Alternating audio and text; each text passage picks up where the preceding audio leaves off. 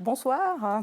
Je vais ouvrir la deuxième réunion tout public qu'on réalise pour Octobre Rose. Le thème de ce soir, c'est quand la mémoire nous fait défaut. Dans le jargon médical, on appelle ça le chémobrain. Alors, je remercie tout particulièrement toutes les personnes qui sont venues ce soir assister en présentiel.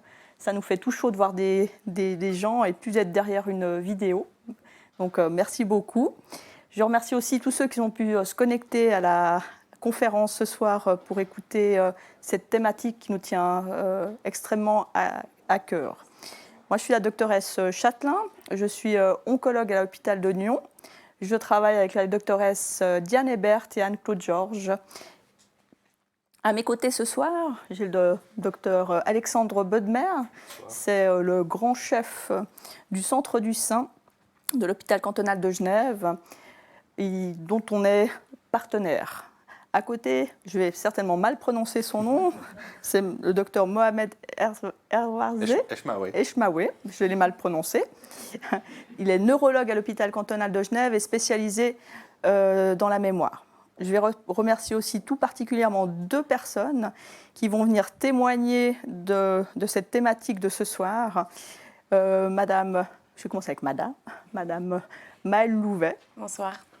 Et Monsieur Jean-Louis Furer. Bonsoir. Voilà. Donc, quand la mémoire nous fait défaut, ça s'appelle le chémobrain. Je vais, bien sûr, j'ai pas pris le truc. Voilà. J'ai des petites slides, alors je vais essayer de pas trop les regarder, mais moi aussi j'ai des problèmes de mémoire, alors je vais aussi peut-être les utiliser. Donc, j'ai déjà fait les présentations, ça j'ai eu aucun problème de mémoire. Alors, chémobrain. Chémo, c'est pour chimiothérapie, brain, c'est pour mémoire. Ça décrit un ensemble de symptômes de déficit intellectuel en lien avec la chimiothérapie. Elle peut se présenter sous différentes formes. Soit ça peut être des problèmes de mémoire, des problèmes d'apprentissage, des problèmes de raisonnement, voire d'attention. Ça peut embêter les personnes qui en souffrent avec des difficultés à réaliser des multitâches. C'est des symptômes qui peuvent survenir après la chimiothérapie, qui peut durer quelques semaines, mais qui peuvent même être beaucoup plus longues, aller sur des années, et même dans certaines études pouvant aller jusqu'à 10 ans. C'est des phénomènes qui peuvent modifier, je pense, la qualité de vie des personnes qui en souffrent, et même les empêcher de reprendre une activité professionnelle. Même si pour l'entourage des personnes qui souffrent de ces symptômes ou pour le personnel soignant, on perçoit ça comme des petits troubles subtils, on n'arrive des fois pas à se dire « mais qu'est-ce qu'il me raconte ?» On ne voit rien du tout. Ça peut avoir une implication sévère pour ces personnes qui utilisent leurs fonctions cognitives dans leur activité de tous les jours. Dans les études et selon les chimiothérapies, on trouve que ça peut toucher entre 20 à 80% des patients. C'est pas nouveau, c'est pas un symptôme qui est nouveau. Ça fait en fait depuis à peu près 30 ans, dans les années 90, qu'on a commencé à avoir des études expérimentales. On essayait de trouver comment cette atteinte cérébrale pouvait survenir sur chimiothérapie. On a commencé à évaluer ce qu'ils appellent le stress oxydatif. Alors je vais laisser le docteur Eshmaoué nous faire une explication toute simple, parce que moi c'était compliqué aussi pour moi. Et c'était vraiment plutôt des études très scientifiques et puis difficiles, en tout cas pour les oncologues, à pouvoir les utiliser. À l'époque, même encore maintenant, pour le personnel soignant, ces troubles neurologiques peuvent être perçus comme de la fatigue, du stress, de l'anxiété ou même de la dépression qui peuvent entourer le diagnostic ou les traitements. Ça fait, je dirais, 10 ans que les études ont vraiment commencé à sortir de plus en plus nombreuses, et surtout depuis 2015, où vraiment l'essor des études est exponentiel. C'est plutôt dans les pays à grande population, comme en Chine, aux États-Unis ou en Inde, qu'il y a le plus d'études qui sont sorties. Quelles chimiothérapies sont le plus reconnues ou décrites avec ces déficits neurologiques de la mémoire? Alors, il y a les anthracyclines, c'est une classe de médicaments qu'on utilise dans plusieurs cancers, donc cancer du sein, cancer de l'ovaire, on peut aussi le trouver dans certains lymphomes. En autre chimiothérapie, je mets les sels de platine. Voilà, c'est des noms barbares, on a le droit de les oublier, c'était juste pour les notifier. Qu'on a aussi dans les cancers du sein, cancer de l'ovaire, des lymphomes, des cancers du poumon. C'est vraiment une chimiothérapie qu'on utilise de façon extrêmement large.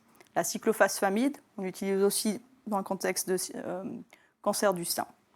Après, on a aussi dans les chimiothérapies on va dire à haute dose, qu'on utilise dans certaines situations, plutôt dans les situations de lymphome. On les a utilisées dans le passé, mais aussi dans le cancer du sein, en disant qu'on mettait des chimios très intensives, et puis pour essayer on va dire de détruire toutes les cellules cancéreuses, et puis ça suit avec des autogreffes. Mais ça, c'est des traitements qu'on n'utilise en tout cas plus. Il y a un dernier type de traitement qui est l'hormonothérapie, qu'on ne parlera pas aujourd'hui, mais qui sont aussi responsables de problématiques neurologiques. Ça peut impliquer la ménopause en lien avec les chimiothérapies, et ça peut aussi aller avec les traitements anti-hormonaux. Il y a plusieurs explications qui ont été fournies dans les études de qu'est-ce qui pouvait causer ces troubles neurologiques. On a parlé de stress oxydatif. On a même parlé d'inflammation dans certaines zones du cerveau qui pouvaient être liées à ce qu'on appelle des superoxydants. On a parlé de dysfonction des mitochondries de l'hippocampe. L'hippocampe étant la partie du cerveau où il y a une implication sur la mémoire. On a aussi discuté de problématiques d'hormones avec une carence en certains œstrogènes qui sont les E2, qui pouvaient, s'ils étaient effectivement en nombre réduit, occasionner des troubles neurologiques. Ma question qu'on va poser au Dr Ishmael, c'est de savoir est-ce que c'est un phénomène unique, est-ce qu'il y a une cause qui explique ces problèmes neurologiques, est-ce que c'est une cascade de causes ou c'est plusieurs causes impliquées les unes dans les autres, est-ce qu'il y a des facteurs prédictifs, est-ce que c'est les hommes ou les femmes qui sont le plus touchés, est-ce qu'il y a d'autres maladies qui peuvent associer et puis qui peuvent augmenter le risque d'avoir ces problèmes neurologiques, comme l'hypertension, le diabète, des maladies vasculaires, des maladies neurologiques, style Alzheimer, voir s'il y a d'autres causes qui pourraient potentiellement causer ces déficits. Il y a eu des investigations par imagerie qui ont essayé d'être faites, des IRM qui montraient dans la zone de l'hippocampe, donc cette partie du cerveau qui régit la mémoire, qui semblerait être beaucoup plus petite. On a aussi fait des PET scanners qui sont une nouvelle génération d'imagerie qui montraient des zones du cerveau qui étaient moins imprégnées de sucre. Mais actuellement, l'implication de ces examens, je pense, n'apporte pas quelque chose, en tout cas de positif. On va voir ce que nous dit le docteur Ishmael pour nous aider à mieux les percevoir et puis pouvoir proposer des traitements. Il y a des bilans neuropsychologiques qui peuvent être effectués. Semble-t-il, dans les études, c'est assez discordant entre ce qui est perçu dans les bilans neuropsychologiques et ce que la personne qui souffre de ces troubles neurologiques décrit dans ses activités de la vie quotidienne ou professionnelle. Il y a même eu des études avec des échelles où on a posé plein de questions. Ça a été fait dans une étude avec les patients sous chimiothérapie. Par rapport à des personnes qui n'étaient pas sous chimiothérapie, on avait mis des échelles avec plein de questions. Et puis on voyait que ceux qui avaient ces problèmes neurologiques avaient effectivement un moins bon résultat dans ces échelles que ceux qui n'avaient pas de chimiothérapie. Mais ils n'ont jamais fait ces tests avant de commencer la chimiothérapie. Donc c'est difficile d'évaluer est-ce qu'il n'y avait pas déjà quelque chose avant. Maintenant, ma question pour vous, est-ce que de faire ces PET, ces imageries, de faire ces bilans neuropsychologiques, pourrait, avant, après traitement, pourrait nous aider à mieux percevoir ces déficits, voir effectivement s'ils étaient présents avant, est-ce qu'ils sont aggravés, et est-ce que ça pourrait nous aider à trouver un traitement ou une prévention? Est-ce que ça pourrait aussi aider au niveau asécurologique pour confirmer que ces problèmes neurologiques sont vraiment en lien avec le traitement et puis que les patients peuvent être sécurisés au niveau de l'assurance. Voilà. Après, au niveau traitement, je vais trop loin. Au niveau traitement, il y a au niveau médicamenteux pas grand-chose, à mon sens, à ce jour qui est sorti. Alors, il y a plein de noms de médicaments, de substances que je n'en ai jamais entendu parler de ma vie avant de lire les études, qui ont des effets antioxydants, anti-inflammatoires. Je donnais plusieurs exemples comme le rutin, qui ont été étudiés sur le rat. Et puis, il semblerait que les rats montraient une meilleure capacité de mouvement. Est-ce qu'il y a des traitements comportementaux ? Est-ce que de faire du full mindness, qui a l'air d'être en tout cas quelque chose d'assez important actuellement et qui prend de l'essor dans notre société, pourrait aider à améliorer ces problèmes de comportement ? Est-ce que des régimes alimentaires, est-ce qu'il y a une façon de manger qui permettrait qu'on soit moins embêté par ces troubles neurologiques ? Est-ce qu'on doit les suivre déjà pendant la chimio, après la chimiothérapie ? Est-ce qu'à se challenger, à faire des bouquins de sudoku pendant les chimiothérapies peut aussi aider à diminuer, parce que moi j'en achète, si vous voulez, sans problème, si ça peut aider les patients à avoir moins de problèmes. Et puis l'exercice physique, c'est peut-être la seule chose qu'on a un petit peu plus d'études en ce moment qui semble montrer que si on fait de l'exercice physique pendant la chimiothérapie, semble avoir un effet positif, et même si on fait de la réhabilitation après, améliore effectivement les fonctions intellectuelles. Donc, est-ce que c'est vrai ? Qu'est-ce que vous nous proposez en bilan et puis en traitement ? Avant qu'il parle, je pense important, voilà, hop, je vais changer de slide, et je n'ai pas fait trop d'ori, moi, j'ai réussi à me souvenir un peu de mes slides. J'aimerais que nos deux témoignages, lequel veut commencer, ils puissent avoir parole, ils vont vous expliquer vraiment qu'est-ce qu'ils ressentent au quotidien avec leurs problèmes intellectuels, on va dire intellectuels. Hein. Et pour qu'on puisse un peu mieux percevoir, peut-être qu'on va pouvoir s'identifier à certains de leurs symptômes. Et puis ça permettra peut-être de mieux encore voir ce que le Dr Eshmaoué pourra nous proposer pour éviter cela, si on peut, ou les diminuer. On laisse la parole aux femmes. Ça me va. Hein. Je savais. Maëlle. Oui, bonsoir. Je vais me présenter, je vais la faire courte pour l'introduction. Faut pas, hein. Ou faut pas, voilà. Maëlle, 42 ans, donc j'ai été diagnostiquée d'un cancer du sein triple négatif en juillet 2020, à la suite d'une seconde naissance. Donc j'ai accouché le 24 mars 2020 et le 24 juillet, on m'annonçait un cancer du sein triple négatif. Ça a été très très vite prise en charge avec le docteur Dreher, la doctoresse Ebert et le professeur Bodmer. Et donc j'ai eu 16 séances de chimiothérapie. C'était 4 fois l'épiribicine et 12 Taxol. Voilà, j'ai bien appris. Hein. Ensuite, il y a eu la radiothérapie, l'opération, une tumorectomie, radiothérapie 25 séances, annexectomie pour retirer les ovaires. Est-ce que j'ai terminé de tout dire? Je ne sais plus. Et sous hormonothérapie actuellement. Voilà. La chimio, pour moi, s'est passée de manière assez bien. J'ai bien toléré la chimio. C'était assez particulier. Bon, je pense que j'étais bien quand même dopée à la cortisone. Mais c'est vrai que je suis quelqu'un de très sportive. Donc, les lendemains ou les surlendemains de chimio, j'allais courir. Pas 10 kills, mais j'allais 3 ou 5. Et j'enseigne le yoga à côté de ma profession. Donc, c'est vrai que le yoga, ça a été mon allié tous les jours. Mais ça peut être aussi 5 ou 10 minutes. Donc, le sport fait vraiment partie d'une force intérieure qui m'a aidée justement à aller jusqu'au bout. Beaucoup de nausées pendant ces 4 premières chimios, c'était terrible. Avec un petit bébé qui avait 4 mois qui vous vomit dessus. Enfin, voilà, j'en passe. C'était très compliqué. C'était très, très compliqué au niveau familial avec un petit. Et les premiers troubles, c'est quand même arrivé, je dirais, au printemps, au niveau de la mémoire. Je n'ai pas ressenti avant ça. Et c'était juste, ouais, au printemps, ça a commencé, des choses, mais non, je n'avais pas rendez-vous, j'ai oublié les rendez-vous.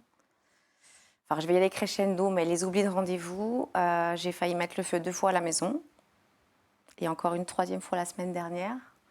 Si mon mari regarde en visio, il apprend maintenant que j'ai laissé l'huile très longtemps sur le feu.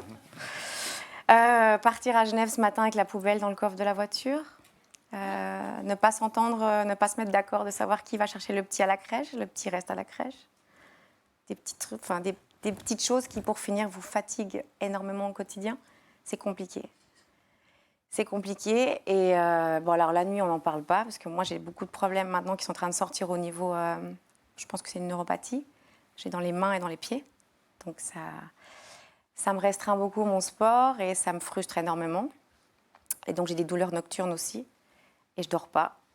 Donc déjà que je suis fatiguée la journée, je n'ai pas repris encore mon travail. Et déjà qu'il faut s'occuper des enfants le matin, après il faut s'occuper de soi, parce que je crois que j'ai jamais eu autant de rendez-vous médicaux de ma vie.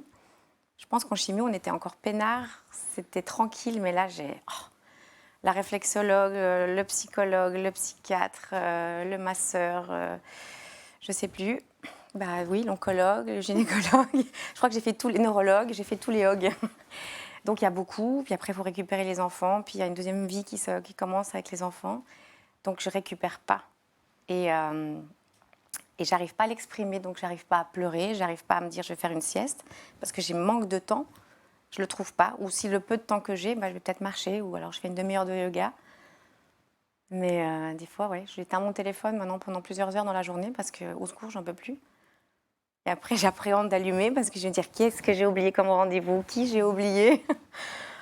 Voilà, c'est un petit peu le schéma, mais c'est vrai que c'est fatigant parce que le corps a mal, la tête aussi, ça ne suit pas. Donc on dit au bout d'un moment, c'est... Donc j'ai un agenda papier, j'ai un agenda dans le téléphone, j'ai des rappels dans le téléphone. Quand je fais à manger, je mets l'alarme sur le four pour ne pas oublier maintenant. J'essaie de pas oublier d'aller chercher mon petit à la crèche. Donc ouais, c'est compliqué. Et c'est fatigant et c'est frustrant. J'ai 42 ans, je suis quand même dans un âge où on a quand même envie d'être actif. Et là, pour moi, j'ai le corps, il a pris 30 ans dans la figure. Alors, Sudoku, je ne sais pas jouer, mais j'ai pris des mots fléchés. Je n'arrive pas, j'essaie de lire. Je pense après une douzaine de livres, j'en ai commencé un. Je pense, sincèrement, je lis deux pages le soir et après, je dois aller retourner relire la page que j'ai lue d'avant. Impossible d'imprégner. Ouais. Et ça aussi, c'est compliqué. Voilà. Merci du témoignage. Bonsoir à tous. Jean-Louis, on m'a diagnostiqué un lymphome en mars 2020. Alors j'ai pris quelques notes. Le thème, c'est les troubles de la mémoire. J'ai pris quelques notes et avant de venir, je me suis aussi reposé pour être à l'aise, pour bien pouvoir parler, parce que j'en parlerai tout à l'heure, mais parfois il y a les mots qui ne viennent pas, ou tout d'un coup je mélange les mots, donc peut-être qu'elle connaît aussi. Oui. Donc j'ai pris quelques notes. Et puis donc lymphome diagnostiqué en mars, c'était pendant la période du Covid. Donc là aussi c'était une période assez compliquée. Et pour commencer, peut-être juste pour revenir en arrière, alors je vais pas revenir à ma date de naissance, 66, autrement ça va faire un petit peu long, donc maintenant vous savez que j'ai 55 ans. Le lymphome, c'était la taille d'une mandarine, donc il était assez conséquent. Et la prise en charge a été assez rapide. Je dis assez rapide parce qu'au début, c'était le début du Covid. Et on nous demandait de ne pas aller chez le médecin, de plutôt rester à la maison. J'ai suivi les instructions. Et au bout d'un moment, ça n'allait plus. Donc, j'ai consulté, ça allait très vite. Les symptômes, je ressentais comme des coups de couteau. Des coups de couteau qui traversaient du dos, enfin qui traversaient tout le corps. Au début, c'était un ou deux, et ensuite 3, 4, et toujours plus. Et là, à un moment donné, je me suis dit non, c'est plus possible, il y a quelque chose qui ne va pas. Et puis là, tout s'est enchaîné. J'ai eu droit à 8 séances de chimiothérapie. Et ensuite, 21 séances de radiothérapie. Pour la chimiothérapie, il y a 2 traitements qui ont été nommés. Je ne vais pas les nommer parce que c'est un petit peu compliqué. Et puis, bon, pendant la chimiothérapie, on en a parlé, hein, les effets secondaires, les nausées, la grande fatigue. Et on parlait des exercices physiques, du sport. Alors ça, j'ai toujours essayé de... Enfin, j'ai toujours fait l'effort d'aller marcher.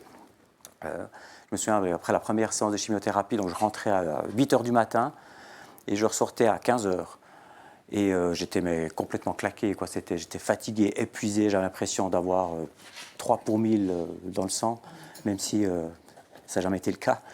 Et puis, donc, on allait marcher avec mon épouse. Donc, je rentrais de la séance de chimiothérapie. On allait marcher, mais j'avançais à un rythme d'une lenteur incroyable, quoi. Je faisais 200 mètres. Il y avait un banc tout près de chez nous. Je vais m'asseoir. Je repartais. C'était vraiment pas évident.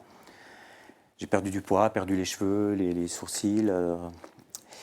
Et puis, ce que je me disais toujours pendant cette période, j'essaie toujours d'être positif. Donc, je me disais, bon, OK, c'est difficile. Je pensais toujours au lendemain. Je me disais, bah, demain, ça sera un petit peu mieux qu'hier, qu'aujourd'hui. Après-demain, ça sera encore mieux, toujours un peu mieux. Et il y avait cette période de 2 semaines où c'était assez compliqué. Puis après, il y avait une période d'1 semaine qui était meilleure, qui était mieux. Et là, plutôt que de me dire, ah mince, de nouveau une chimiothérapie, je me disais, ah ben, génial, la prochaine, ça veut dire qu'il y en aura encore une de moins. Donc, c'était toujours mon état d'esprit, c'était d'aller de l'avant et puis de me dire, ben, ça ira toujours mieux, toujours mieux. Et ensuite, donc après les séances de chimiothérapie, de radiothérapie, on a discuté pour une reprise du travail avec la doctoresse Châtelain. Et elle s'est faite tout gentiment. J'ai commencé à 30%, ensuite 40%. Toujours très soutenue aussi par ma hiérarchie au niveau professionnel, aussi par les RH. Donc là, j'ai eu vraiment beaucoup, beaucoup de chance. Et puis, l'avantage aussi qui avait tombé dans ces périodes Covid, c'est que j'ai pu travailler depuis la maison. Et ça, c'était un gros avantage parce que, avec la fatigue, donc ce qui se passait, c'est qu'après ces séances, ce qui arrivait, c'est que j'avais toujours le même schéma. C'est-à-dire que donc j'avais de la chance de pouvoir dormir, contrairement à vous. Donc j'allais me coucher et après une nuit de sommeil, ce qui se passait, c'est que, et ce qui se passe encore aujourd'hui, c'est que j'ai environ 4 heures pendant lesquelles je suis multitâche, je peux faire plein de choses, tout va bien. Et ensuite, il y a une fatigue qui arrive, ça vous tombe dessus, c'est difficile à expliquer, mais ça vous prend tout le corps. Et puis on est tout d'un coup très très fatigué. Et puis là, je vais faire des siestes de 2 à 4 heures. Et après, quand je me réveille, alors c'est plus le multitâche, mais ça devient le monotâche. Et le problème de mémoire, les problèmes de concentration. Et là, ça devient très compliqué. Et puis alors, j'ai plusieurs exemples, hein. Déjà au niveau professionnel, quand je travaille depuis la maison, donc là, ça allait, il n'y avait pas de problème. Et une fois par mois, je me rendais sur mon lieu de travail. C'est une collègue qui m'accompagnait pour éviter les longs transports, les trajets, hein, qui durent 1 heure pour aller sur mon site où je travaille. Et puis le retour, 1 heure, c'est pas possible de faire juste 1 heure. Donc une collègue venait me chercher. Et sur le trajet du retour, j'étais fatigué. La plupart du temps, elle me parlait. Je dormais dans la voiture. Et c'était tellement intense, ces 4 heures de travail. Quand je rentrais, je dormais là quasiment 4 heures. J'allais me reposer, j'étais fatigué. Et quand je me réveillais, on pourrait imaginer ou croire, il a dormi, c'est bon, tout va bien. Mais non, après, j'ai de nouveau des coups de fatigue qui arrivaient en fin de journée, c'était de nouveau dur. Je regardais des films, ça ne m'était jamais arrivé avant, mais là, je m'endors pendant les films, je m'endors. Mais par contre, j'arrive de nouveau, j'ai cette chance de pouvoir m'endormir assez facilement et de retourner dans ce fameux cycle. Et maintenant, alors, au niveau privé, la problématique, ouais, alors des oublis, des pertes de mémoire, j'en ai noté quelques-uns, hein, mais il y en a beaucoup plus. Alors bon, je disais que je ne trouve pas mes mots. Parfois, quand je veux dire j'ai une phrase à dire, et je croise les mots. Par exemple, je vais descendre à la cave. C'était je vais à la cave descendre. Et c'est mon épouse, ma famille, mes enfants qui me disaient mais papa là, c'est pas tout à fait ça. Des autres, on parlait de lecture tout à l'heure. Alors la lecture, c'est vrai que c'est juste pas possible. Et mon voisin m'a proposé les livres audio. On me dit, livre audio, pas de problème, c'est pour moi, c'est très bien. Alors, et c'était l'après-midi que je le faisais, donc après mes siestes. Eh bien, c'était une histoire qui était vraiment intéressante, qui me passionnait, enfin, de ce que je savais, de ce qu'il m'avait raconté. Mais j'ai commencé, puis après 2-3 minutes, mon esprit n'était plus là. Donc je me dis, mince, c'était quoi? Alors je revenais en arrière, je recommençais, puis après 3 ou 4 fois, je dis, c'est pas ça, ça sert à rien, donc on abandonne hein, finalement. Donc la même chose. Autrement, quand je faisais, alors ça je le fais plus maintenant l'après-midi, mais quand je faisais mes paiements, je me trompais de compte, je me trompais de montant, et c'est mon épouse qui me disait, mais attends, là tu t'es trompé, donc effectivement c'est pas top.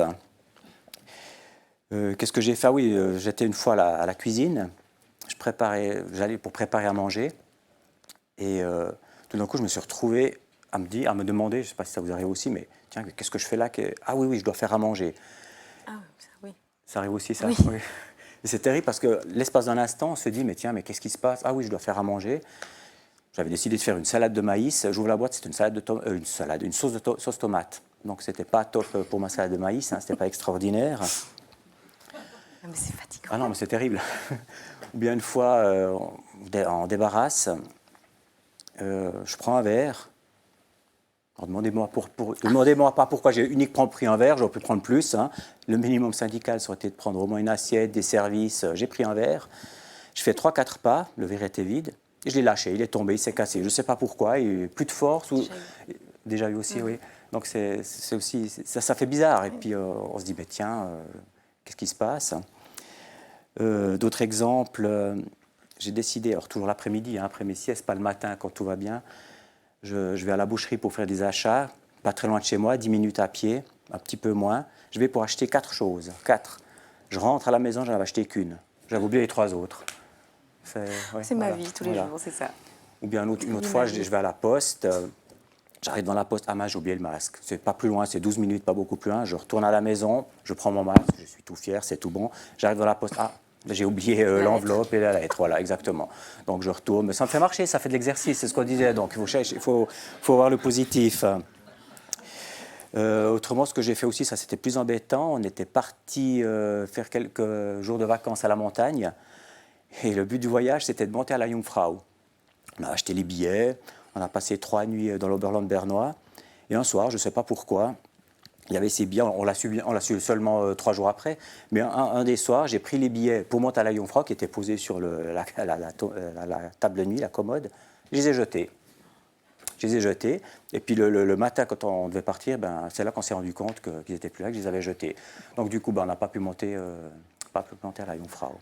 C'est embêtant, c'est gênant, mais mon épouse, merci, elle est très compréhensive. Et puis, plus proche des derniers exemples que je peux vous donner, c'était hier, pas plus tard qu'hier. Je devais retrouver mes filles à Nyon. J'habite un petit village en dessus de Nyon. Et puis, j'étais parti un petit peu en avance. Et je me dis, tiens, il n'y a plus beaucoup d'essence, je m'arrête pour faire le plein. Je fais le plein, j'avais encore un peu de marge. J'arrive à la caisse, pas de porte-monnaie. Pas de permis de conduire. Je dis, je vous donne le permis de circulation, je vais rechercher l'argent pour qu'il me tolère, qu'il me laisse partir, qu'il me laisse rentrer.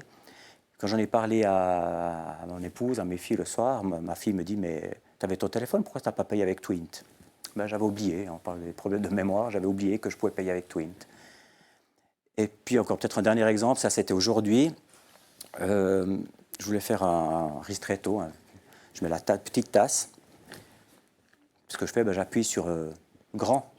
Donc tout ça déborde, je dis, mince, c'est pas possible. Alors plutôt que de vider un petit peu, qu'est-ce que je fais? Je ne sais pas pourquoi, j'ai tout vidé et je recommence. J'ai appuyé sur quelle touche? Grand, voilà, exactement. J'ai appuyé sur grand, je dis, mais c'est pas possible. Alors après, je me suis dit, non, concentre-toi. J'ai pris ma tâche. Je ne sais pas pourquoi je l'ai vidé de nouveau, hein, ça, ne me demandez pas pourquoi. Et après, j'ai fait juste, donc ça, c'était bon. On ne pourrait pas nous mettre en coloc, hein, nous deux, parce que ça risque d'être difficile, oui, exactement. Et des exemples comme ça, j'en ai beaucoup, mais... et puis, dans tout ça, quand même, ce que j'aimerais dire, ce qui a été une grande aide pour moi, pour tout ce processus, je les ai notés. Hein. Tout d'abord, c'est ce que j'expliquais tout à l'heure, c'est que j'ai toujours essayé d'être positif et tourné vers l'avant. Je me dis, ma foi, c'est comme ça, ça fait partie des choses. On peut dire il y a un avant et un après, mais pour moi, ce avant-après, je trouve qu'il y a une connotation négative. Et je préfère dire, c'est un nouveau départ, c'est une nouvelle vie, je dois faire avec, je sais que c'est comme ça, peut-être que ça ira mieux, j'espère que ça ira mieux, tout le monde l'espère, mais en tout cas, maintenant, c'est comme ça, je sais que je dois faire avec, alors on s'adapte. Quand on était parti en vacances à la montagne, on va faire une balade le matin, je rentre me coucher, et on fait une petite balade l'après-midi. ou quand on prévoit de faire quelque chose de peut-être plus long sur la durée, on est allé faire un tour à vélo qui était bien plus long, ben, à un moment donné, bon, on est allé manger, est arrivé le fameux coup de fatigue hein, qui vient d'un coup. Ben, je me suis couché dans un champ, j'ai dormi un moment, et puis après on est reparti, puis ça allait bien. Donc je fais avec. C'est mon état d'esprit. Je me dis, il faut aller de l'avant, il faut être positif. Ça ne sert à rien de regarder dans le rétroviseur, de se dire, ah avant c'était mieux, ben, ma foi c'était comme ça, maintenant c'est différent. Et c'est comme ça que je fonctionne. Alors c'est vrai que ce n'est pas toujours facile, toujours évident. Hein. Il y a ma maman qui était venue pour la fête des mères. Et puis ben forcément, on discute un petit peu, on ne mange pas tout de suite. La fatigue arrivait, ma maman me parlait, je m'endormais pendant qu'elle me parlait. Puis à un moment donné, j'ai dit, écoute, je suis désolé, je suis monté me coucher. Et puis 2h30, 3h après, je suis revenu. J'ai loupé une petite partie, mais j'étais quand même là. Ou plus près d'ici aussi, un autre exemple, c'était notre fille qui fêtait ses 20 ans. Et avec cette période de Covid, ben, on ne voyait pas forcément les proches, la famille. Et puis là, ben, c'était l'occasion de revoir tout le monde. Et quand les premiers invités sont arrivés, ben, je suis monté me coucher, je suis monté me coucher. On n'était pas chez nous, donc les gens, les proches, les amis savent ce que je vis. Et quand j'arrive, ils me disent, ah ben, on a préparé un endroit pour toi, c'est là que tu pourras aller te coucher. Donc je visite les chambres à coucher de la famille, des proches, des amis, et puis je vais me reposer un petit moment, 2 heures, ça dépend, 1h30, 2 heures. J'ai essayé plusieurs choses. Alors, la doctoresse Chatelain me disait toujours, mais il faut écouter son corps. Mais j'ai quand même essayé en me disant, bah, tiens, si je mettais le réveil, et puis je dors qu'une demi-heure. Mais c'est encore pire parce qu'après, j'étais tellement fatigué, comme si j'étais dans un décalage horaire. Après, je me suis dit, tiens, et si j'essaie de rester dormir plus longtemps? Mais non, je crois que la meilleure chose, c'est d'effectivement écouter son corps et puis se reposer, dormir. Et puis finalement, la chance, c'est ce dialogue, et j'apprécie vraiment beaucoup hein, le dialogue ouvert qu'on a avec la doctoresse Chatelain, c'est qu'on pourrait imaginer hein, un docteur ou une doctoresse qui vous dit bah, écoutez, bah, c'est la fatalité, c'est la fatigue, c'est comme ça, bah, ça arrive, c'est le stress, ça arrive, ça ira mieux, vous verrez. Non, elle était à l'écoute, on a cherché des pistes. Et puis je parlais tout à l'heure aussi de mon employeur. J'ai eu beaucoup de chance parce que tant au niveau ressources humaines qu'au niveau supérieur hiérarchique, ils ont toujours été très à l'écoute, ils ont toujours été très arrangeants et c'était pas l'employeur qui me disait il faudra que tu viennes, il faudra que tu fasses ça, mais c'était l'employeur qui me demandait, donc tant au niveau RH qu'au niveau hiérarchique, qui me demandait mais comment est-ce qu'on peut faire pour s'arranger, qu'est-ce qui t'arrangerait, qu'est-ce que tu voudrais faire, et ça c'est vraiment un point aussi qui est vraiment très positif et à relever. J'espère que je n'étais pas trop brouillon. C'était magnifique. C'était bien. Merci beaucoup à vous deux pour ces témoignages.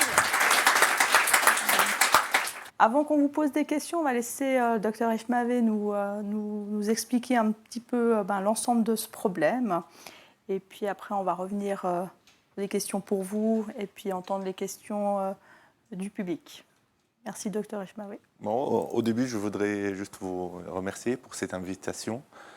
Pour discuter avec vous ce sujet très intéressant. Bon, le chemobrain, c'est un terme qu'on utilise depuis 10 ans. Ça apparaît de plus en plus dans les publications scientifiques, dans des articles.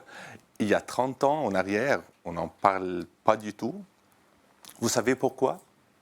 Pourquoi ça apparaît maintenant?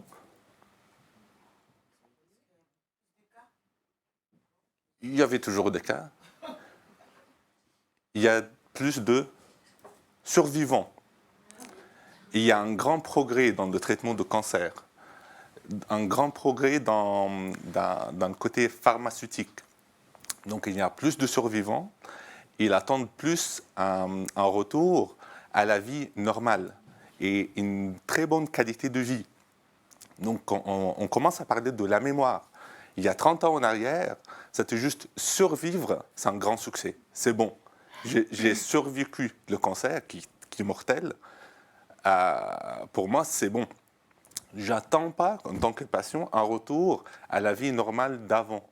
Maintenant, avec ce progrès, on voudrait reprendre le travail, la vie familiale, la vie professionnelle, tout comme avant. Donc si on a des problèmes de mémoire, ça empêche de revivre tout ce qu'on avait avant dans la famille, au travail, dans la société. Et c'est pour ça qu'on en parle plus. Et c'est pour ça qu'il y a plus de publications.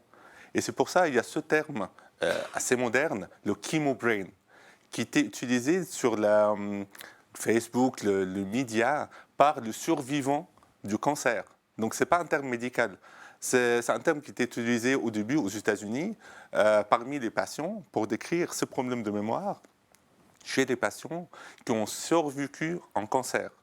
Surtout le cancer de sein, parce qu'il y a énorme progrès dans le traitement. Donc, il y a plus de patients qui ont survécu le cancer de sein. Donc, c'est pour ça que ça a été utilisé parmi ces patients, le chemobrain. Il y avait un autre terme qui n'est pas trop utilisé maintenant, c'est le chemofogness. Le fog, c'est le brouillard. Je crois que chemobrain, c'est plus chic. Intellectuel. Donc, il a eu plus de succès dans le média et dans le monde scientifique. Même il y a des articles qui utilisent le terme chemobrain. Moi, j'aime bien chemofog parce que ça explique vraiment ce que c'est. Hein. Oui, c'est la oui. tête dans le brouillard. Oui. Et on est vraiment dans le brouillard. Oui, c'est ça. Ce que monsieur a expliqué, c'est le fog, le brouillard.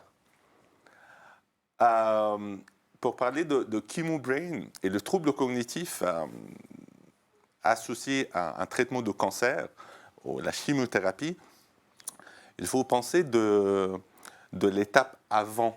Donc, les débuts de symptômes, le stress, l'anxiété, la dépression, l'annonce du diagnostic de cancer, les visites chez les médecins, les visites chez l'oncologue, tout ça, c'est neurotoxique.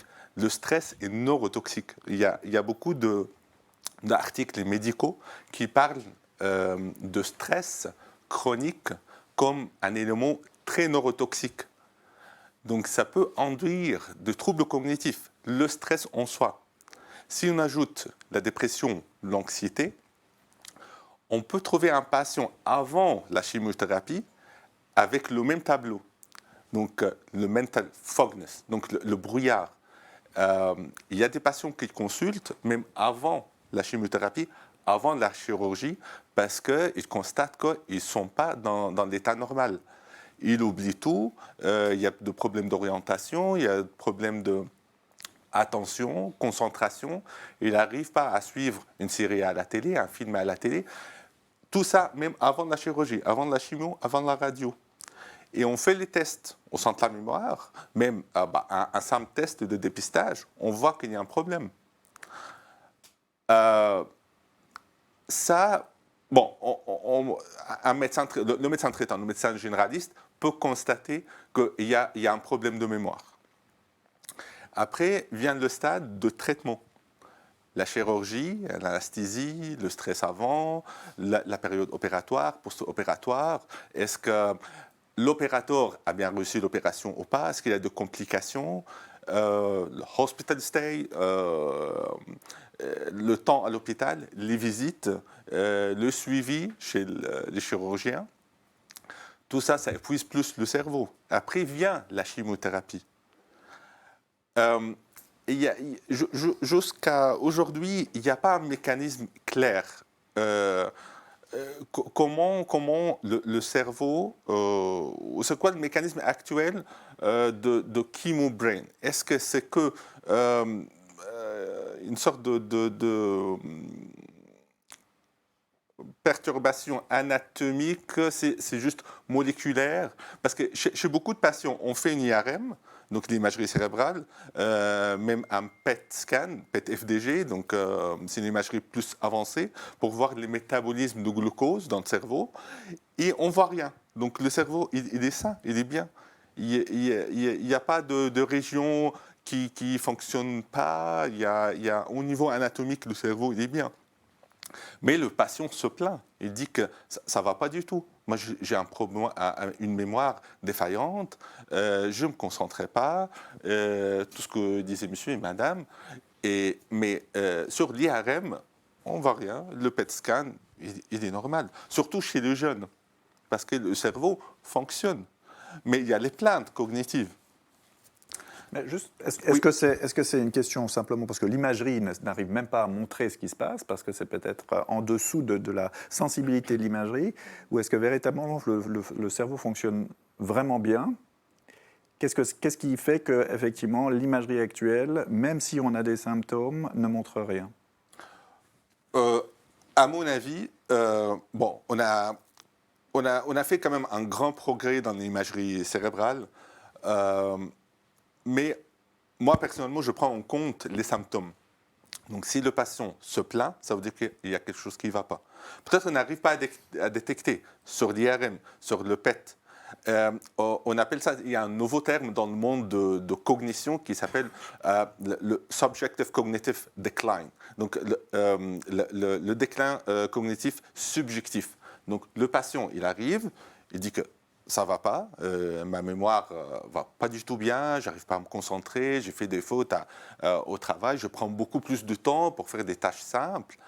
Et on fait tous les tests, examen neuropsychologique, IRM, et tout va bien. Et c'est ça, je trouve, qui est le plus Mais difficile. c'est un diagnostic. Ouais. On met un diagnostic. Parce que vous faites tout ça, puis on vous dit, mais tout va bien, tout est normal.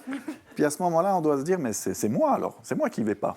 Non, non, non, non. C'est l'imagerie. On a besoin d'imagerie plus avancée. Mais ça reste juste Mais c'est horrible. un pourcentage. Ah ouais. Mais c'est pour ça que c'est important, c'est ce que vous avez dit.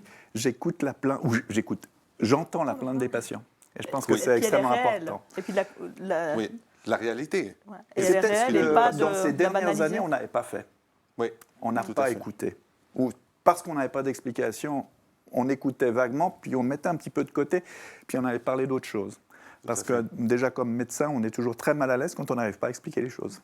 Et actuellement, on n'arrive pas à expliquer les choses, puisque l'IRM, le PET scanner est normal, et les tests encore neuropsychologues. Moi, j'envoie les patients chez les neuropsychologues, puis effectivement, la plupart du temps, on dit, mais tout va bien, merci beaucoup. Oui. Oui. Et il y a aussi, bon, je ne peux pas dire que tous les patients qui ont des symptômes, ils font les tests, l'examen, Oui, bien le sûr. bilan cognitif, et c'est normal. Donc, il y a des patients qui arrivent avec des plaintes, et on fait la batterie de tests, et on voit le problème.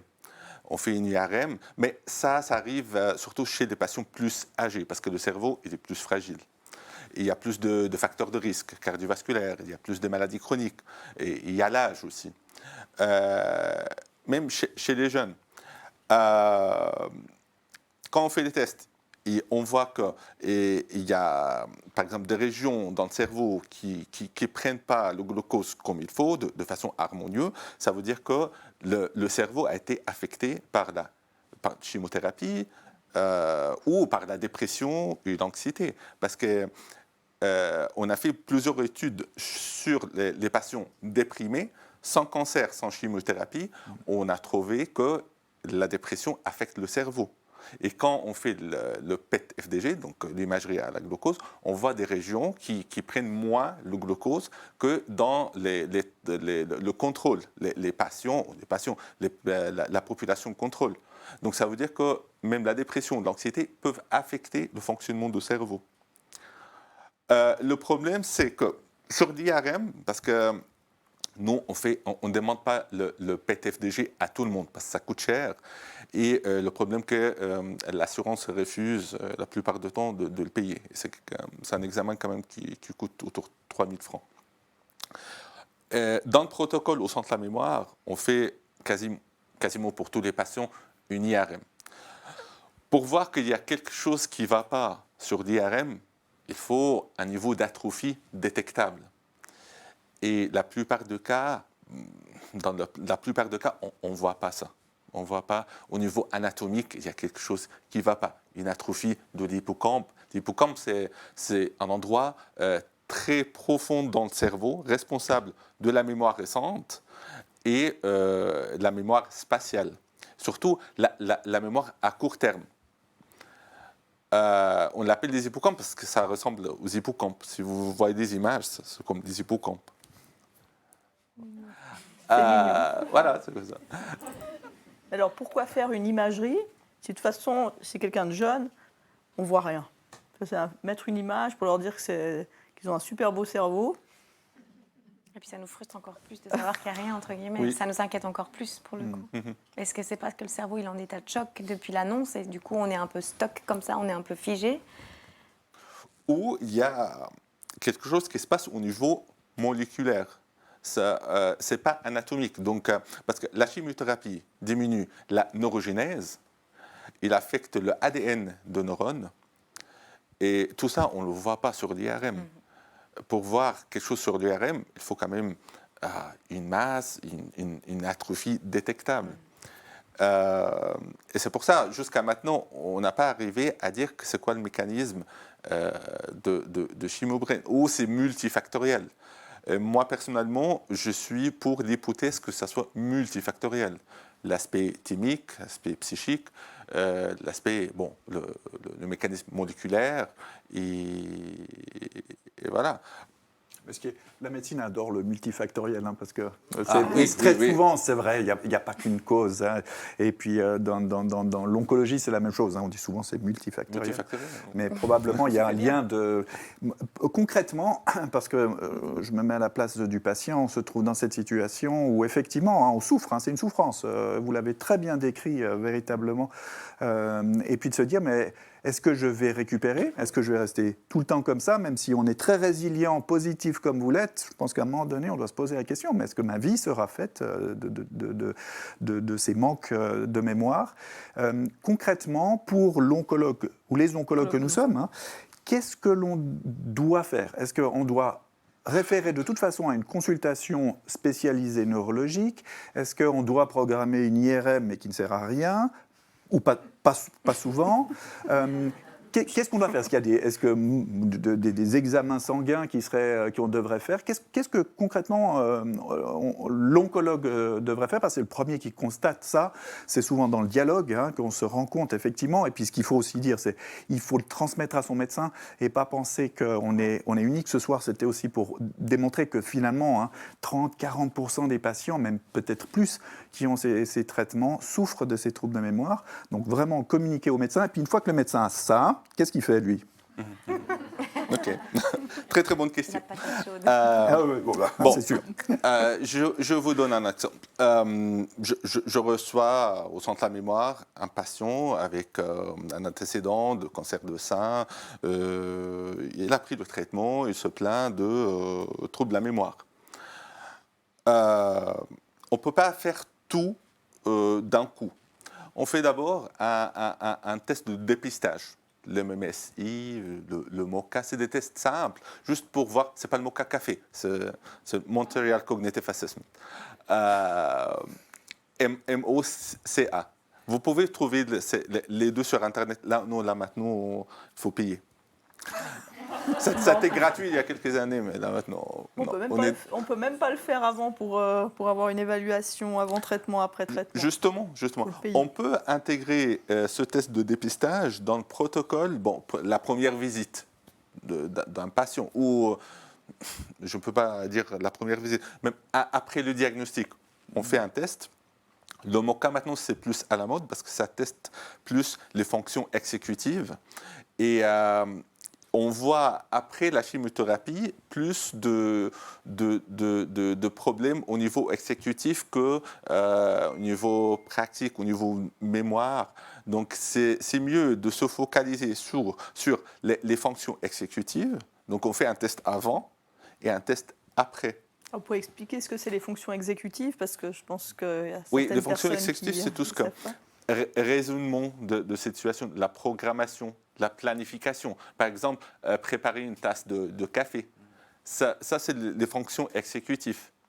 Les fonctions pratiques, c'est juste, je prends la tasse, je le mets ici, je bois, purement juste le mouvement, comment je fais.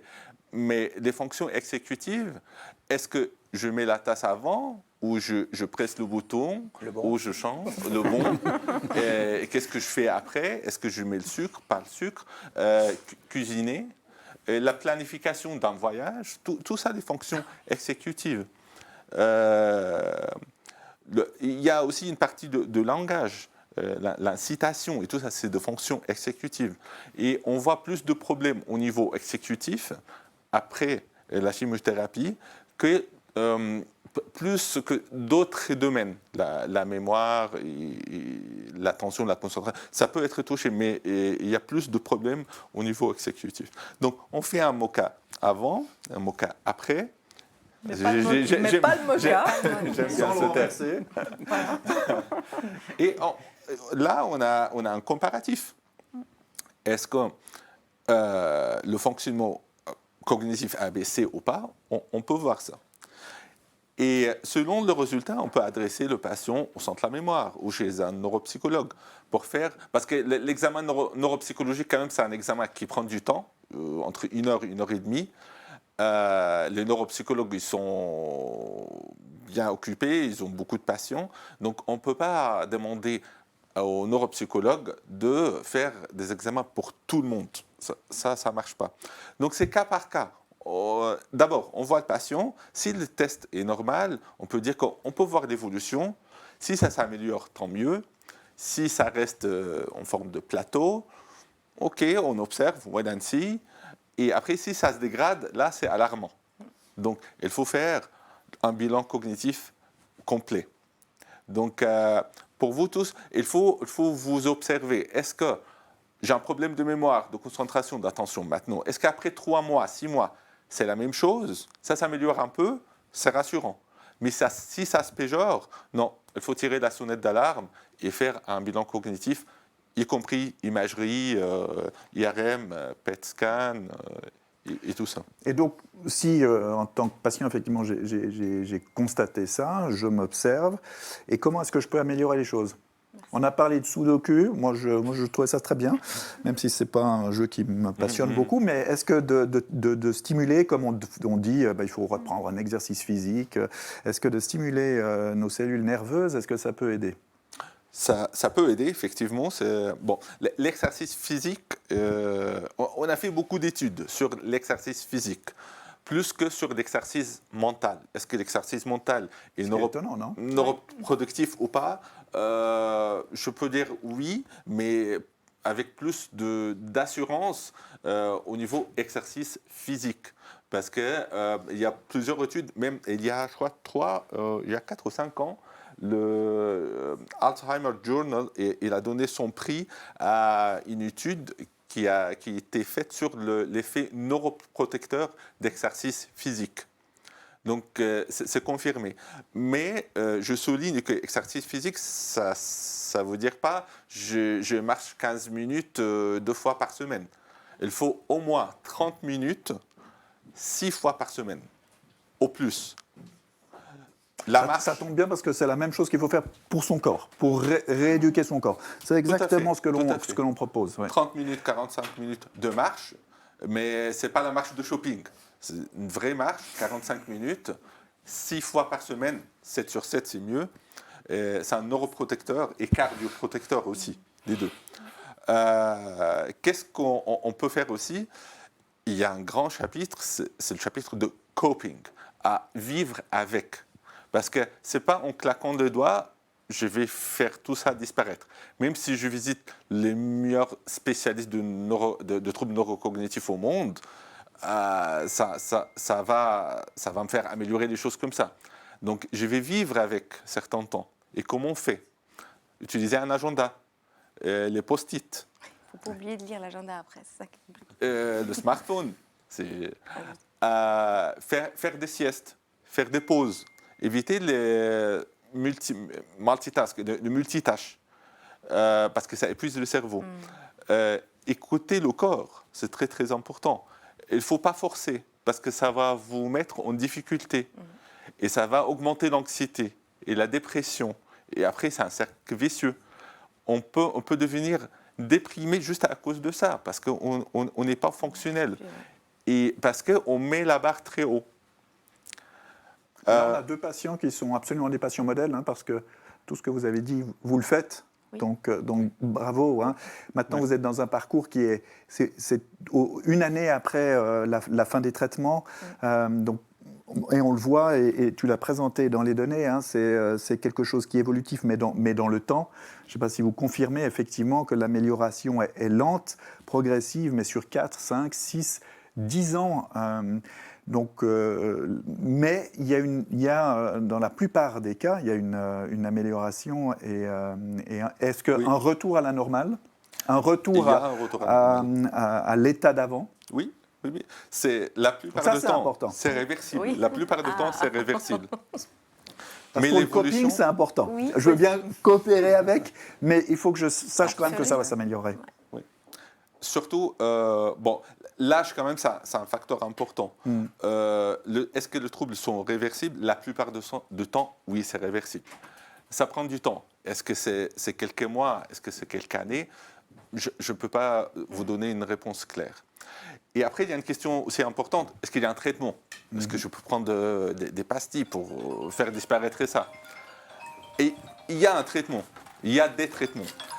Mais ça reste... C'est une alerte pour la mémoire. Excusez-moi. C'était Le timing. C'est le timing. C'est le timing. On a 1 minute. Ah non, j'ai encore une question. Hein. Ok, bah, Il y en a j'ai peut-être fait d'autres qui ont des questions. Ouais, ouais. Il y a des traitements pro-cognitifs. Il y a le traitement un groupe de traitements qu'on utilise pour le TADA, le trouble d'attention et d'hyperactivité, surtout chez les jeunes. La Ritaline, par exemple, le Concerta. Il y avait des essais. Il y a des médecins qui ont utilisé ça, on a fait des études sur ça, et ça a montré des résultats positifs. Est-ce qu'on peut généraliser ça comme une indication? Est-ce qu'on peut dire que c'est une indication pour le chimio brain? Je ne peux pas dire, mais c'est décrit dans la littérature. À voir comme ils en souffrent, parce que ça quand même empiète sur leur quotidien. Est-ce que de leur proposer, après un bilan Mais neuropsy... sous surveillance médicale. Et il y a la Aricept, c'est un traitement pour la maladie d'Alzheimer, c'est un traitement pro-cognitif.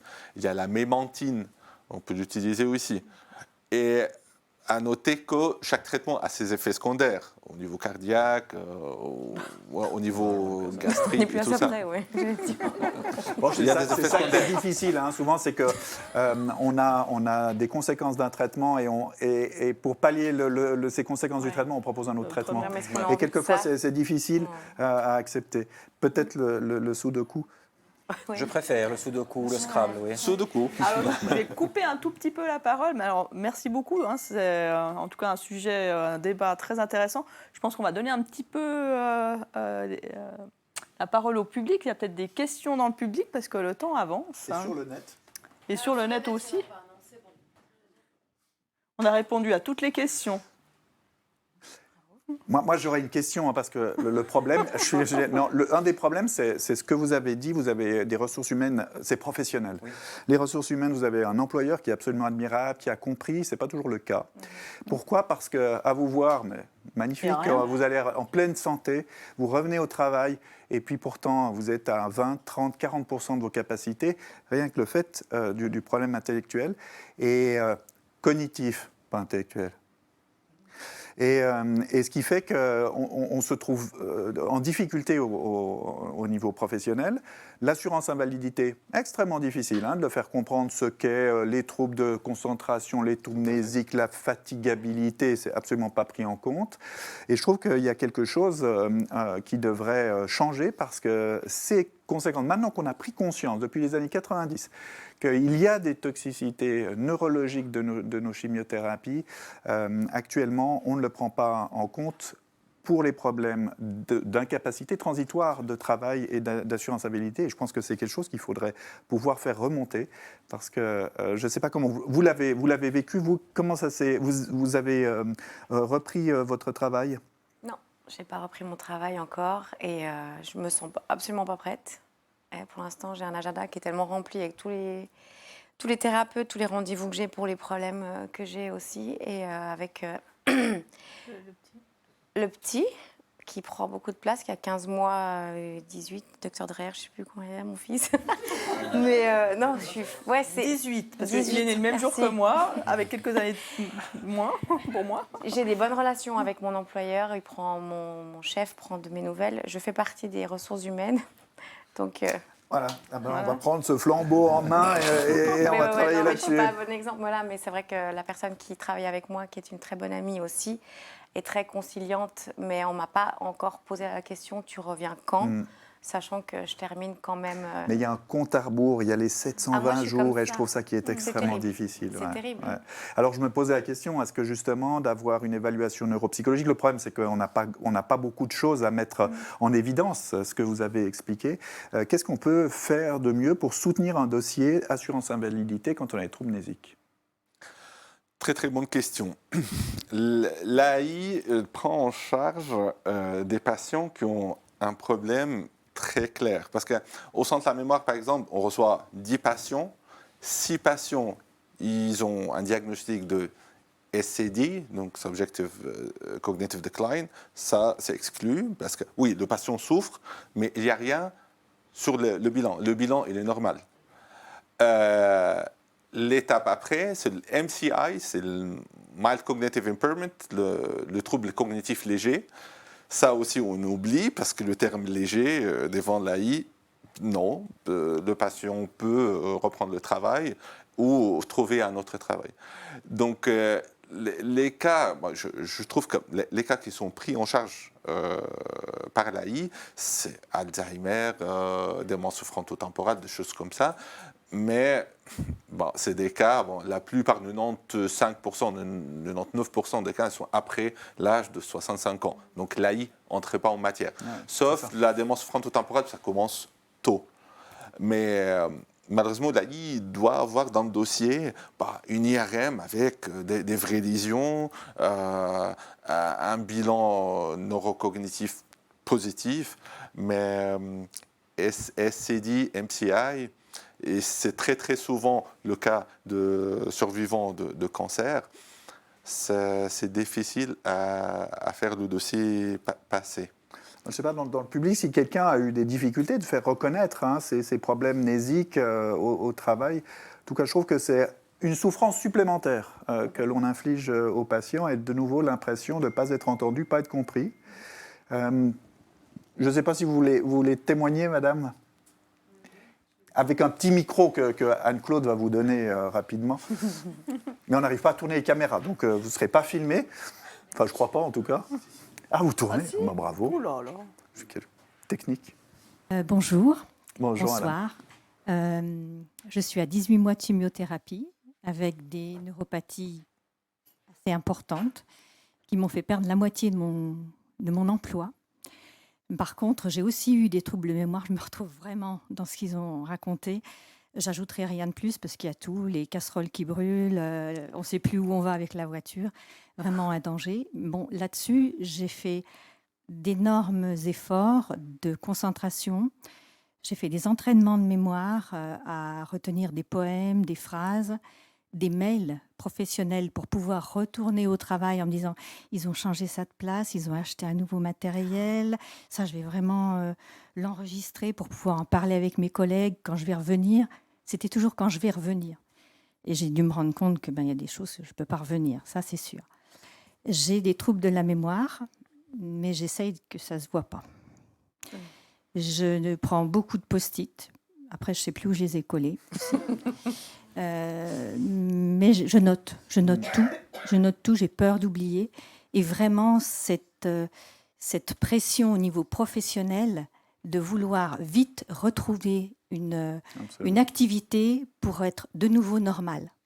Et ça, c'était très, très important pour moi, de revenir. Alors, on m'a freiné, il ne faut pas revenir tout de suite, vous êtes encore fatigué, une grande fatigabilité qui est difficile à justifier. Mais oui, j'ai écouté, je ne suis pas revenue tout de suite, mais ça me démangeait vraiment. Et j'en suis encore aux post-it, aux étiquettes qu'il faut que je colle contre ma blouse, enfin vraiment des petites astuces pour que ça passe inaperçu. Alors mes supérieurs hiérarchiques sont ici, j'espère qu'ils ne m'en voudront pas. Et oui, c'est des efforts. Il faut vraiment entretenir, retenir des textes, des poèmes, n'importe quoi, des chansons, des paroles de chansons. J'ai l'impression d'avoir plus entretenu ma mémoire depuis 1 an et demi qu'avant, où je me laissais vivre. Là, ça demande vraiment de la concentration. Lire des modes d'emploi, ne rien oublier, souligner, des petites astuces. Et j'espère encore que ça va s'améliorer. Mais ça fout vraiment un coup au moral parce que moi, l'oncologue m'a dit c'est la fatigue du traitement, vous verrez, ça va aller mieux après. Mais les neuropathies, elles ne vont pas mieux non plus. Et le cerveau va un peu mieux, oui, ça c'est sûr, mais avec des astuces, avec des pièges, avec des... Ouais, c'est vrai que j'oublie quelquefois où il faut que j'aille, où je vais dans une pièce et oui. Voilà. Merci beaucoup pour votre témoignage et les petits trucs que vous donnez aussi. on a dit, hein, qui pouvait aider, L'exercice accélérer physique. la récupération. Et j'ajouterais l'alimentation aussi. On m'a dit qu'il fallait manger beaucoup de fruits et de légumes aussi. Et puis, tout ce qui était vitamine E. On m'avait proposé des perfusions de vitamine E en me disant qu'il n'y aurait peut-être pas beaucoup de succès par rapport à ce traitement et des effets secondaires indésirables que finalement, je n'ai pas fait.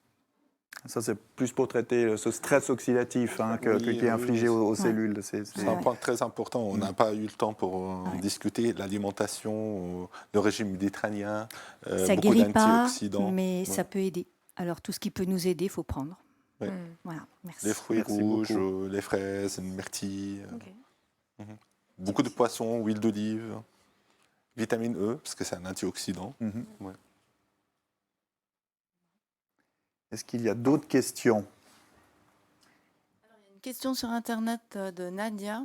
Elle se pose la question, est-ce que les effets secondaires sur la mémoire sont plus importants en fonction du type de chimiothérapie utilisée et aussi du temps ou de la longueur du traitement de chimiothérapie? Est-ce que ça a un impact? Est-ce qu'on sait s'il y a des chimiothérapies? Oui, ça c'est clair. La dose, c'est un facteur de risque. Les hautes doses de chimiothérapie, c'est un facteur de risque de développer des troubles cognitifs après le traitement de chimiobrain. Alors nous, il y a une chose qu'on a dit, on ne parlera pas d'hormonothérapie. Malgré tout, hein, l'impact quand même hormonal ou anti-hormonal, la baisse du taux d'œstrogène, d'œstradiol, a un impact sur la mémoire. Donc voilà, il y a, ensemble, il y a, alors de nouveau on revient sur ce magnifique mot multifactoriel qui comme ça fait un grand ensemble de tout, mais la perturbation hormonale qui est induite déjà par la chimiothérapie, elle peut chez les jeunes femmes induire une ménopause transitoire, mais elle peut induire une ménopause, et puis évidemment les traitements anti-hormonaux qu'on prend par la suite. Pose aussi la question, est-ce qu'on pourrait anticiper cet effet en fonction du type de chimiothérapie? Quelque chose qu'on pourrait faire. C'est ça, au niveau préventif. Est-ce que de prendre des... Alors, parler du régime, hein, mais peut-être que c'est... Mais de prendre des traitements anti-oxydatifs pourrait prévenir ça.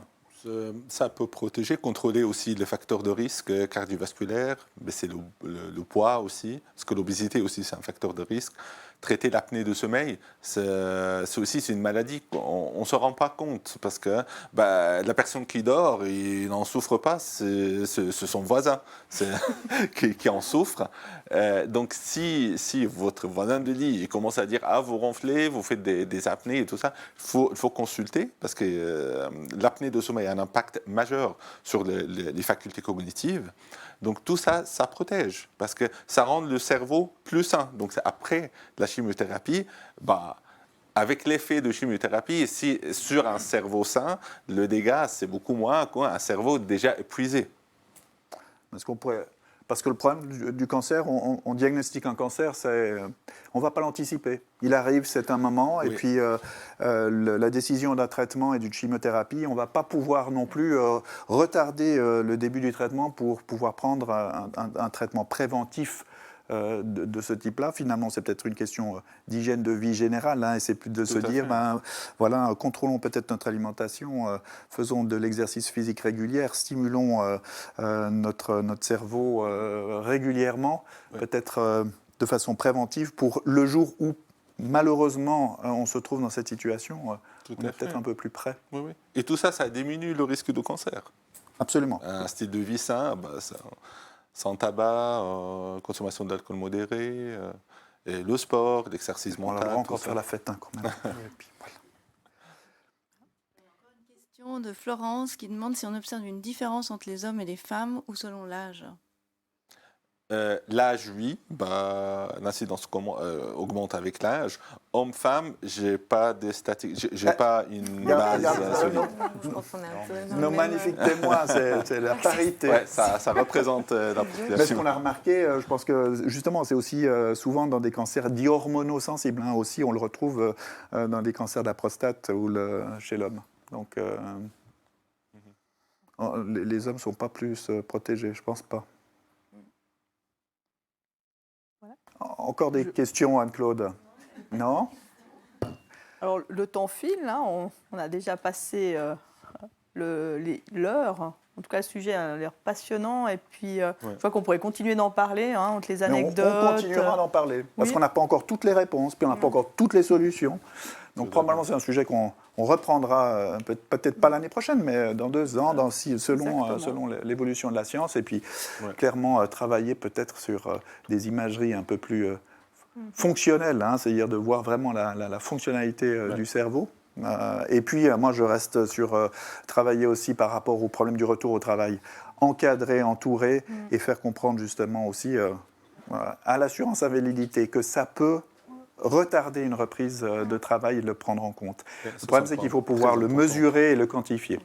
Ce qui n'est pas, en tout cas, pas toujours évident. Puis peut-être la dernière chose, c'est que ce qu'on a entendu, c'est que ça peut prendre du temps, mais il y a une récupération. Oui. Mais ça prend du temps, donc il ne faut pas désespérer, mais il y a une récupération. Ben, merci beaucoup. Une question pour le docteur Bonnemer. Oh. Si j'avais pas raté mon train, j'aurais pu vous la poser hors des micros. Je me demandais si ça vous était d'une utilité quelconque ce soir. Alors, c'est trop loin. Tout est venu finalement de parler aussi de ce thème ce soir, d'un article qui a été publié dans le journal d'une association genevoise qui s'appelle Savoir Patient, et puis qui a parlé justement de ces troubles mnésiques. Et le retour de cet article était que certaines patients disaient « mais enfin on parle de ce que je ressens ». Et moi, je pensais que j'étais la seule à vivre ça. Et enfin, tout ce qui est marqué dans cet article, je le ressens personnellement. Et cet article qu'on retrouve donc justement on peut le montrer à l'écran si vous voulez, hein, mais je n'en fais pas du tout de la publicité. Hein, mais... Non, c'est pas de la pub du tout, mais... Mais voilà, cet article a déclenché un tout petit peu les choses et de se dire, parlons-en dans ce mois du cancer du sein, pour effectivement que certaines personnes puissent se dire, mais voilà, ça m'arrive aussi, je ne suis pas la seule ou le seul. Et puis de pouvoir en discuter ensemble ce soir, je pense que c'était important. Merci. Nous, on saura en tout cas qu'il faut faire un examen MOCA, avant, pendant, après. Et puis surtout, voilà, une bonne hygiène de vie, et puis en tout cas, plus de stress. Hein? Je pense que c'est le mot d'ordre pour ce soir, il n'y a plus de stress. Je vous souhaite une bonne soirée, merci beaucoup en tout cas. Merci beaucoup. Merci à vous.